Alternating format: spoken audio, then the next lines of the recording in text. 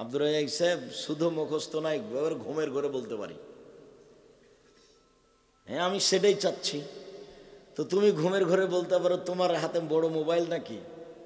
দেখো, বড় মোবাইল যদি হাতে থাকে তাহলে তুমি বলো যদি আমি দেখি না, তাহলে ঘটনা এরকম হয়ে যায়, বিষ খেয়ে বলছে আমি শরবত খাচ্ছি। ও কি খাচ্ছে? বিষ। আর মুখে কি বলছে? শরবত। তুমি অত বড় পরহেজগার হয়েছ যে ল্যাংটা বেটি ছেলে তোমার চক্ষু মন দেখবে না, তুমি এমনি থেকে যাওয়া, খালি টিপলেই চলে আসে। সম্মানিত দিনী ভাই বোন, দেখুন আল্লাহ রাসূল এইভাবেই বলছে। শুনুন, এবার চলেন। দুঃখ আফসোস করে বলছেন আল্লাহর নবী, কথা যাতে করে মনে থাকে, বেশি লম্বা নয়। কথা যাতে করে মনে থাকে, বেশি লম্বা নয়। রাসূল সাল্লাল্লাহু আলাইহি ওয়াসাল্লাম বলছেন দুঃখ করে, পৃথিবীর মানুষ শুনে রেখো, ইন্না মিম্মা তাখাওয়াফা আলা উম্মতি, আমার উম্মতের উপরে যেটা আমি আশঙ্কা করি, আমার উম্মতের ব্যাপারে আমি আশঙ্কা করি, যেটা তোমরা শুনে রাখো। আমি বলে চলে গেলাম 1400 বছর আগে বলেছেন, 1450 বছর আগে আমার আপনার উপরে আশঙ্কা করে চলে গেছেন।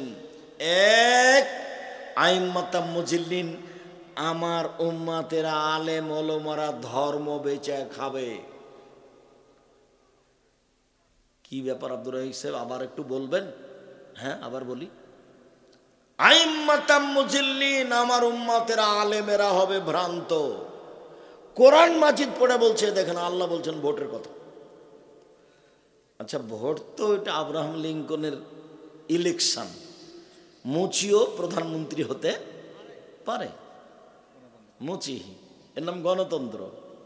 এই দিয়ে মানুষ যদি দাবি করে, কালকে আব্দুল্লাহ বলছিল, এই দিয়ে মানুষ যদি দাবি করে যে আমরা সঠিক নেতা হব, তাহলে এটা আর আফসোসের থাকার কিছু নাই।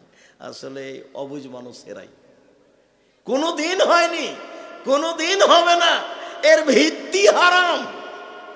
এ দিয়ে ন্যায় প্রতিষ্ঠা হয় কি করে?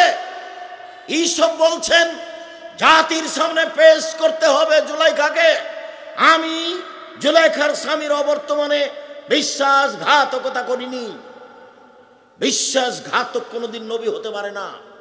বিশ্বাসঘাতক কোনোদিন দেশের জনগণের নেতা হতে পারে না। জনগণের টাকা চুরি করে কোনোদিন জনগণের মানুষ নেতা হতে পারে না। জনগণের টাকা আত্মসাৎ করে কোনোদিন মানুষের নেতা হতে পারে না। জনগণের সামনে মিথ্যা কথা বলে সে নেতা হতে পারে না। সবটাই মিথ্যা, খালি যেখান দিয়ে যাবে সেটাই মিথ্যা। মিথ্যা দিয়ে তার জীবনটা জড়া আছে, সে জাতির নেতৃত্ব দিতে পারে না। রাসূল সাল্লাল্লাহু আলাইহি ওয়াসাল্লাম বলছেন, শোনো, কেউ যদি মুনাফিক মিথ্যককে নেতা বলে, তাহলে সে আল্লাহকে খেপিয়ে তুললো, অসন্তুষ্ট করে দিল। কাকে অসন্তুষ্ট করে দিল? আল্লাহকে অসন্তুষ্ট করে দিল। তোমার কথায় আল্লাহ অসন্তুষ্ট হয়, আর তুমি এ কথা বলতে চাও? কোরআন মাজিদ খুলে দেখাচ্ছে, দেখেন আল্লাহ বলছেন মিলাদ করতে হবে। যদি উমর রাদিয়াল্লাহু তাআলা আজকে বেঁচে থাকতেন, বাংলাদেশের শতকরা 95 জন বক্তা আজীবন জেল হতো। তো পড়াই জানানো নাকি নেতা? পড়াই শিখেনি, পড়াশোনায় জানে না, ও আমাকে ধর্মের প্রশিক্ষণ দিতে এসেছে। অবাক দুনিয়া, পড়তেই শিখেনি, ও আমাকে প্রশিক্ষণ দিতে এসেছে। ধর্ম কি জিনিস তার জানাই নাই। দিন শব্দের বিস্তারিত বিবরণ দিতে পারবে না। দিন, দালিয়াজের দিন ওদপেশ নুন, দিনুন, দাল ইয়া নুন, 3টা অক্ষর আছে, তার নাম হলো দিন। দেখিয়ে বিশ্লেষণ দেন তো কি জিনিস, ওকে বলবে যে তোমাকে প্রশিক্ষণ দিতে এসেছে ধর্মের নামে। আমার উম্মত ধর্ম বেচা খাবে, আমার উম্মত বিকৃত ধর্ম প্রচার করবে, আমার উম্মতের আলেমেরা হবে ভ্রান্ত, আমি আশঙ্কা করে গেলাম। 2, আমার উম্মত মূর্তি পূজা করবে। বৃত্তশালীর বাড়িতে গেছি, মার ছবিকে সুন্দর করে একবার ভালো বানিয়ে রেখেছে, তৈরি করে কাট দিয়ে। আমার আম্মাকে আমি ভালোবাসি, এই দেখেন আমার আম্মাকে আমি সবসময় পাশে রাখি। কি বলবেন তাকে? তখন আমি শোনালাম, তাহলে শোনেন। আমি একদিন ঢাকা শহরে এক এমপির কাছে গেছি কাজে, তো এমপি সাহেবকে বলছি, ভাইজান ছবিটা একটু সরিয়ে রাখেন, নিচে রাখেন। উল্টে রাখেন। তখন এমপি সাহেব বলছেন যে আমি খাঁটি আহলে হাদিস। এমপি সাহেব কি বলছেন? আমি খাঁটি আহলে হাদিস। তো আমি বললাম যে ভাইজান, পাশে মূর্তি রেখে কি খাঁটি আহলে হাদিস হওয়া যায়? এ কোন কথা? খাঁটি আহলে হাদিস চট করে মাথায় আঘাত করছে। একটু আমি বলি, দিনাজপুরে শহরে প্রোগ্রামে গেছি, এক মৌলানা বসে আছেন ঘরে, আর চতুর্দিকে ছবি মূর্তি সাজানো আছে। তো আমি সালাম, আসসালামু আলাইকুম ভাইজান, ইন্না লিল্লাহি ওয়া ইন্না ইলাইহি রাজিউন, আপনি এই ঘরে? তো বলছে আরে আপনি মুহাদ্দিস মানুষ, আমাকে কথা বলছে। তো আমি পাল্টা ঘুরে বলছি, এই ছেলে, রিক্সা কোথায়? আমি এখানে বসবো না, চলো চলো এখনই গাড়ি ধরে রাজশাহী চলে যাবো। তো ওরা তাড়াহুড়া করে যে বাড়িতে ছবি মূর্তি নেই সেখানে নিয়ে গেল। নোয়াখালীতে এক বাড়িতে গেছি, তো মৌলানা সাহেব ঘরে বসে আছে, সেই ঘরের ভেন্টিলেটার সব ঘোড়া দেওয়া আছে। ভেন্টিলেটার বুঝেন আপনারা, সব ঘোড়া দেওয়া আছে। তা বললাম যে ভাইজান আমি তো এই ঘরে বসবো না। তো মৌলানা সাহেব বসে আছে, মৌলানা আবার খুব দামি মৌলানা আপনাদের। তো কি ব্যাপার, কি করতে হবে? সব ভেন্টিলেটার ভেঙে দিতে হবে। সব ভেঙে দিল। তখন আমি বসলাম। এই যে আপনাদের এখানে কোন বাড়ি দিয়ে কখন এসেছিলাম, এ আছে খাটে, খাটে এও আছে ময়ূর, দুই দিকে ময়ূর আছে। তো জি না, আমি এই ঘরে থাকবো না, এই খাটও থাকবো না। কি করতে হবে? ময়ূর কেটে দিতে হবে। দা নিয়ে যাই ঘরে, সবকে কেটে শেষ করে দিল, চারটে। ঠিক আছে, জীবনটা আমার এইভাবে গড়ানো আছে। কই কোনোদিন আমি পিছে হটিনি, পিছে হটা লাগে না, আমি বুঝতে পারি না। যারা খুব বিত্তশালী তাকে আমি দেখি যে ও স্যান্ডেল নিয়ে বের হচ্ছে, আমার স্যান্ডেল নিয়ে বের হচ্ছে, যেটা আপনি স্বপ্নে ভাবতে পারবেন না। আমার নিজের প্রয়োজন আমি কোনোদিন মানুষের কাছে চাইনি। আল্লাহ ওইভাবেই নিয়ে যাচ্ছেন। দোয়া রাখবেন যেন আল্লাহ জামিয়া সালাফে কবুল করেন। আমি বলেছি আমার ভুলের কারণে জামিয়া সালাফের ক্ষতি হয় না যেন। আমি যদি ভুল করে থাকি তাহলে আমি বুঝতে পারিনি, সেজন্য করেছি। এর জন্য তুমি জামিয়া সালাফের ক্ষতি করতে পারবা না। যদি আমার কোনো ত্রুটি থাকে আমি বুঝতে না পারি, তাহলে আমি বেতন নিই না, এইটা দিয়ে তুমি আমাকে পার করে দেবে। আমি যদি বুঝতে না পারি, আমার দ্বারা কিছু ক্ষতি হলে জামিয়া সালাফের, তাহলে তুমি আমার শ্রম দিয়ে আমাকে পার করে দিও। আমি নিজে শুনে সজ্ঞানে, জেনে শুনে সজ্ঞানে আমি জামিয়া সালাফের ক্ষতি করতে রাজি নই। সম্মানিত দিনী ভাই বোন, তিন সাতালতাহাকু কাবায়েলু মিন উম্মতি বিল মুশরিকিন, আমার উম্মত হিন্দুদের সাথে মিশে যাবে। লোকটা ওর মাকে রেখে খুশি হচ্ছে, তো মূর্তি, ও ঘরেও তাহাজ্জুদ পড়ে, ওর মা ওখানে আছে। আমি বললাম যে দেখেন, কুসন্তান কে জানেন? যে বাপ মায়ের ছবিকে সুন্দর করে সাজিয়ে সম্মান করে, ও হলো কুসন্তান। সুসন্তান কে জানেন? সুসন্তান হলো বাপকে মাটি দিয়ে বাড়িতে এসে পাসপোর্ট সাইজের একটা ছবি ছিল হজ করার জন্য, ওইটাকে ছিঁড়ে টুকরা টুকরা করে ফেলে কবরের পাশে গিয়ে হাত তুলে দোয়া করছে, এ হলো সুসন্তান। শুনুন, আমার উম্মত হিন্দুদের সাথে মিশে যাবে। 10-20 বছর আগে গান বাজনা কাদের বাড়িতে হতো গো? হিন্দুদের বাড়িতে। পাড়ার লোকেরা দৌড়িয়ে যেত তাদের গান বাজনা শুনতে। এখন তার যাওয়া লাগে না, আপনার বাড়িতে বেশ সুন্দর চলছে। আমার উম্মত হিন্দুদের সাথে মিশে যাবে। 1 ভ্রান্ত হুজুর, 2 মূর্তি পূজা, 3 হিন্দুদের সাথে মিশে যাবে। আলোচনার শেষে চলে আসছি। সম্মানিত দিনী ভাই বোন, আমার উম্মত ইহুদি খ্রিস্টান যা করেছে তাই করবে। আমার উম্মত ইহুদি খ্রিস্টানদের সাথে মিশে যাবে।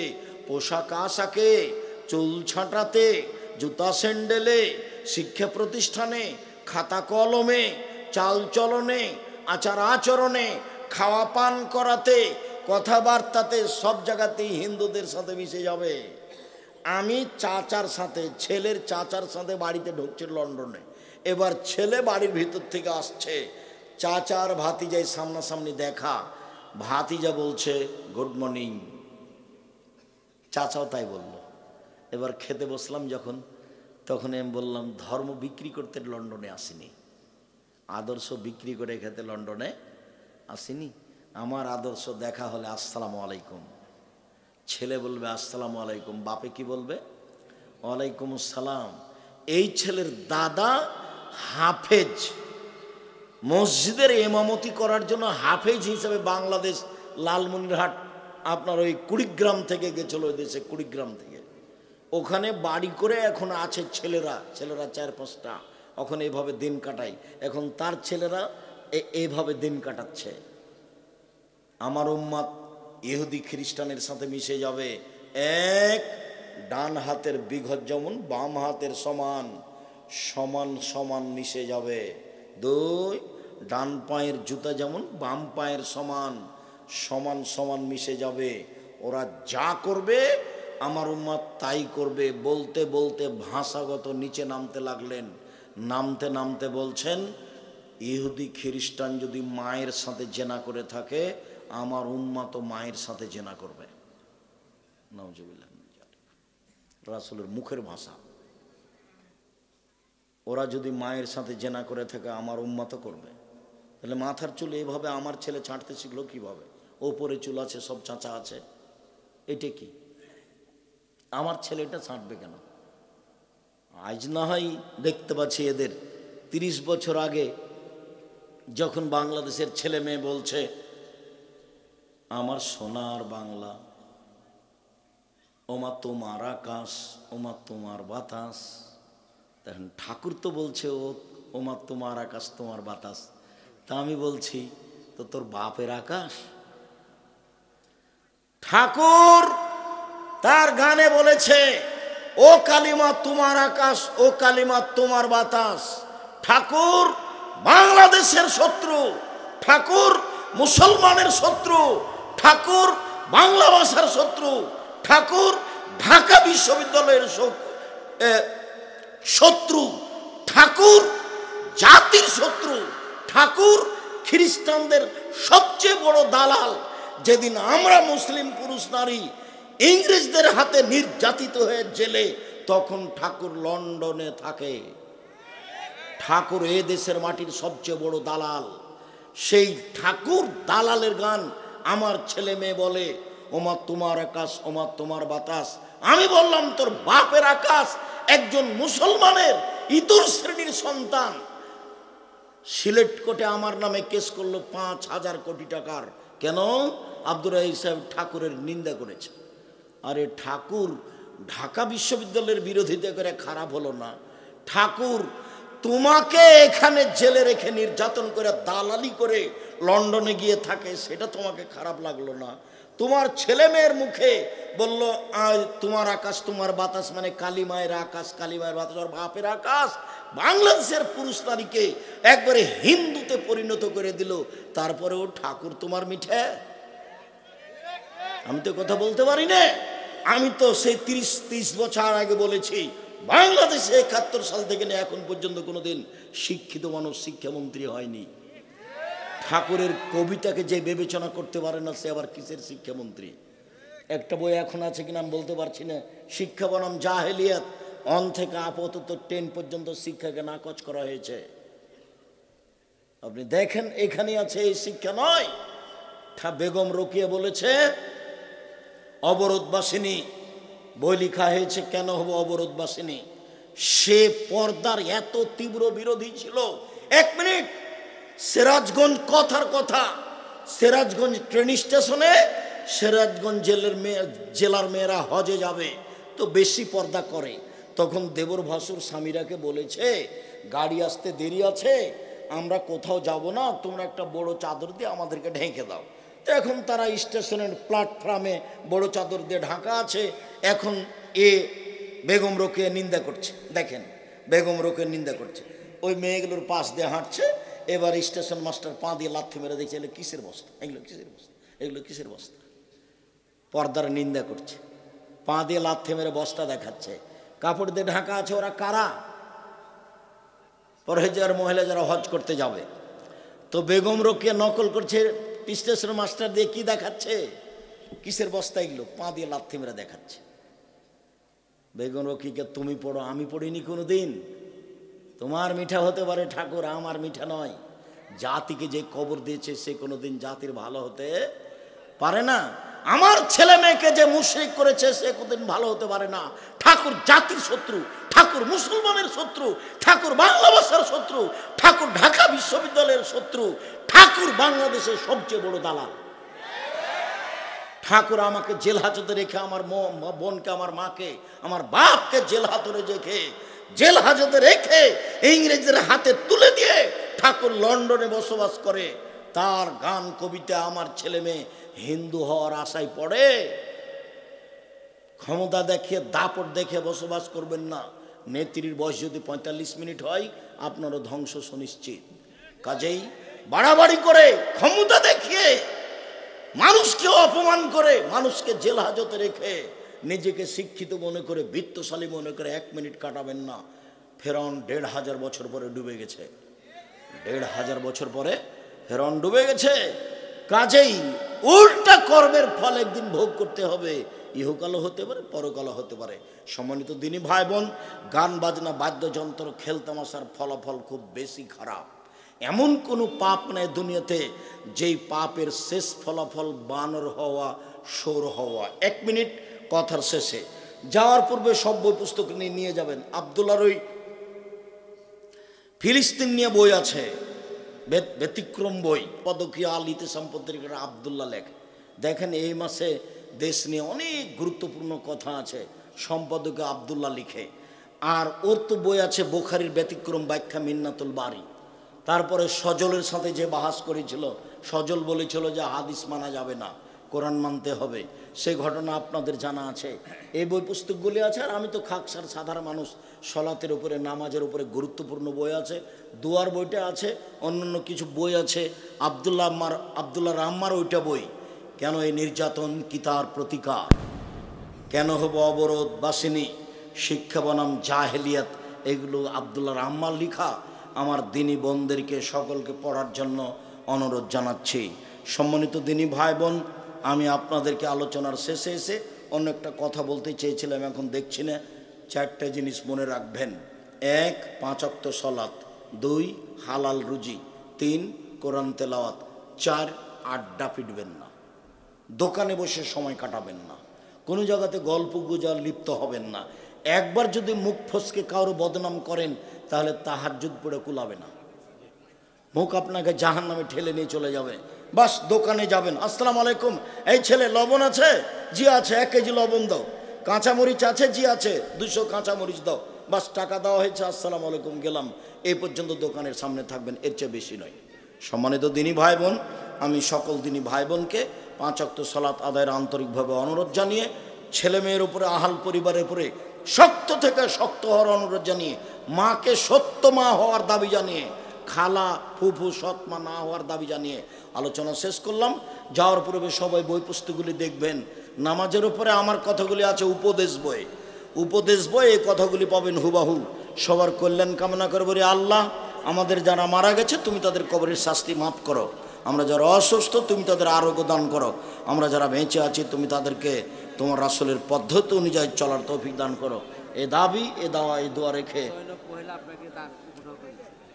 আচ্ছা জাযাকুমুল্লাহ খাইর, বারাকাল্লাহ। জি, জয়রাম মহিলার এই উপঢৌকন গ্রহণ করলাম, বারাকাল্লাহ। জি আচ্ছা থাক, আমি প্রশ্ন উত্তর দিচ্ছি, ওভাবে শুনবে না, থাক না, কিছু বলতে হবে না, থাক। আমি প্রশ্নের উত্তর দিচ্ছি।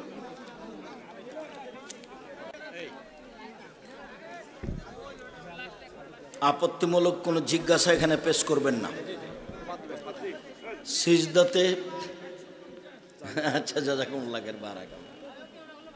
সিজদাতে যে সকল দোয়া পড়া হয় সেগুলো কোন সালাতে পড়ব? ফরজ, সুন্নাত, সব সালাতে যেগুলো দোয়া সিজদায় বলা হয় সেগুলো ফরজ হোক নফল হোক সব সালাতেই।